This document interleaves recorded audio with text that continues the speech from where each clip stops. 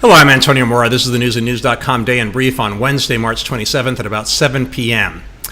British Prime Minister Theresa May promised her party's leaders that she would step down if her Brexit deal is approved and the UK leaves the EU. It's a last-ditch effort to get support from her own party and avoid a chaotic no-deal Brexit. But Parliament, which partially pried control of the Brexit process away from the Prime Minister, tonight failed to pass any of 8 Brexit proposals. That has prompted May and her allies to claim their deal is the only way out. The outcry over the dismissal of felony charges against Empire actor Jussie Smollett keeps growing. The decision infuriated Chicago's mayor and police department. Accusations are flying that political shenanigans are behind the very favorable resolution for Smollett. The Chicago Fraternal Order of Police is demanding a full investigation into the case, unleashing its anger at the Cook County's state attorney, accusing her of political interference.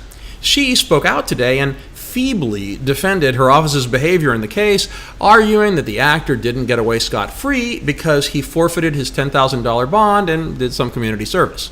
She also argued that the court made a mistake because the case file should not have been sealed. Today, Chicago police ignored that and released a 61-page investigative report with extensive details on Smollett's alleged hoax. So, what happened? John Cass, a Chicago Tribune columnist and one of the city's most astute observers, put it bluntly, quote, "In some cities, people might be shocked if the mayor called out the prosecutor for running a crooked system that allowed a Hollywood star to walk away from charges he created a fake crime. But this is Chicago, and is there anything, really, that surprises Chicago anymore?" What might surprise Chicago is the very clear and public split the case has caused in the Democratic machine that runs the city. President Trump defended his administration's decision to push a federal court of appeals to declare Obamacare unconstitutional, despite reports of heated objections from members of his cabinet. Health and Human Services Secretary Alex Azar reportedly expressed concerns that there's no plan to replace Obamacare, while Attorney General Bill Barr supported White House lawyers questioning the administration's legal standing in the court case. House Minority Leader Kevin McCarthy also reportedly urged Trump to avoid eliminating Obamacare, believing it was the main reason the GOP lost dozens of seats in the midterms, a concern shared by Vice President Pence. However, acting White House Chief of Staff Mick Mulvaney and his allies had engineered the decision to reverse course and try to overturn all of the Affordable Care Act. They won the day, and this afternoon Trump repeated that Republicans would be, quote, the party of great health care. What his plan will be remains to be seen. Medical coverage for millions of Americans is at stake. Even though Trump says he is fine with releasing the Mueller report without the White House seeing it, and the fact that Democrats are unanimous in their calls for the report's release, we aren't going to see a public version anytime soon. The Department of Justice says it will take weeks, not months, to release it, and for a variety of legal reasons.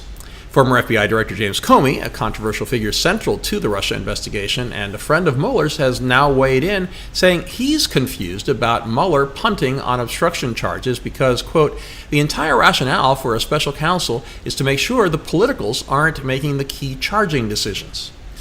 Republicans have demanded apologies from those who predicted Trump's doom and accused him of collusion and treason. They have called for Adam Schiff, the head of the House Intelligence Committee and one of Trump's loudest critics, to resign. Schiff, though, doubled down again today, saying there is no doubt about collusion. Showing the high levels of political discourse in the U.S., during a meeting with House Republicans at the White House, Trump responded by saying Schiff is a pencil neck who would be a horrible golfer. In a new book about late First Lady Barbara Bush, she is said to have blamed angst caused by Trump for what she called her heart attack. Also, in February of 2018, when asked if she considered herself a Republican, she reportedly answered, "I'd probably say no today." India claims it has become the fourth country after the U.S., Russia, and China to develop the capability to destroy satellites in low Earth orbit.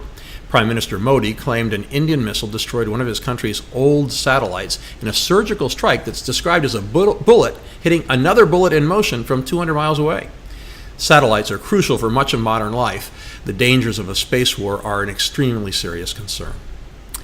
After massive exchanges of fire over the past 2 nights between Gaza and Israel, an Egyptian-brokered truce held today.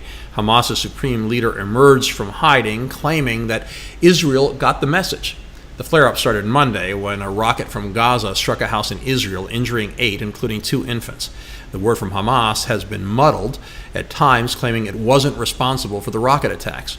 One Hamas senior official reportedly blamed Iran, saying it went over the heads of Hamas leadership and that an Islamic Jihad cell carried out the initial attack.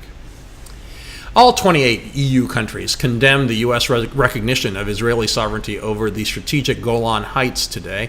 One of Israel's most prominent leaders, Naftali Bennett, responded by saying, "Shame on you," and that, quote, "we'll continue defending the free world from radical Islam even though you don't deserve it." Israel seized the land from Syria in 1967. The Golan had been used to bombard Israel.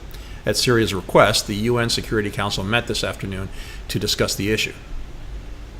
Imagine a 10-ton T-Rex, much bigger than an elephant, roaming around North America.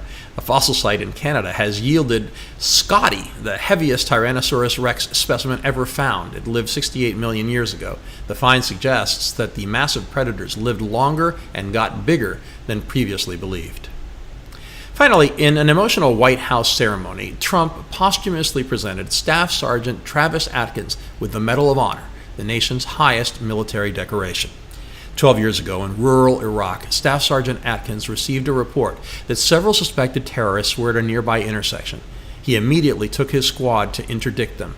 When Atkins got out of his Humvee to conduct a search, the men started acting belligerently, forcing Atkins to engage in hand-to-hand combat. Noticing one was wearing a suicide vest, Atkins wrapped him in a bear hug and threw him to the side, away from his fellow soldiers. He then pinned him down, further sheltering his men. The insurgent detonated the bomb, killing Atkins, but the sergeant's courage saved his team. A true American hero. We have all those stories and much more updated around the clock 7 days a week at newsandnews.com, where you will find all you need to know in one place. Please subscribe to our YouTube channel by clicking on the right of your screen just below this video. Please follow us on Facebook at Real News and News, and me on Twitter at AMoraTV. I'll see you again tomorrow.